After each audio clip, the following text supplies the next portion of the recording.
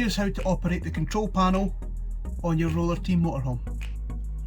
Bottom right hand side, press the square and that will switch on your motorhome. You'll see that's indicated by the illuminated power icon. The button above shows you the voltage of the cab, so that's the chassis. Always make sure if you're parked up that you're above 11.5 volts, otherwise you may struggle to start the motorhome.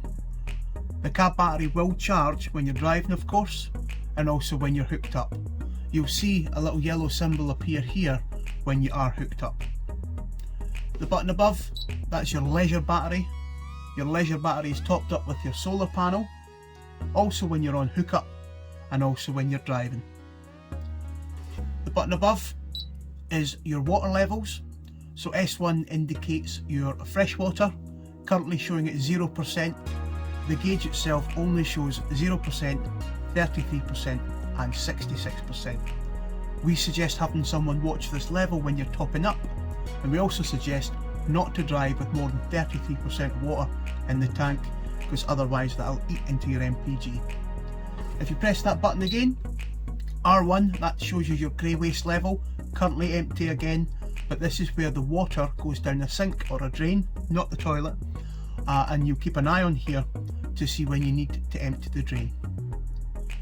Bottom left hand side, you've got your temperature, 17 degrees today, nice sunny day, topping up that leisure battery as well. Just above there you've got your inside lights.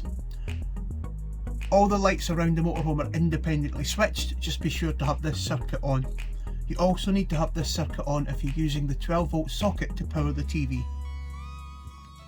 Just above that you've got your outside light,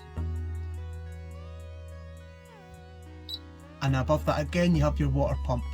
When you need water, press your water pump, you'll hear it kick in just now, but when you're not using water we suggest turning the water pump off so that it doesn't make any noise should you lose some pressure. And to turn it all off, just press and hold here and that's you done.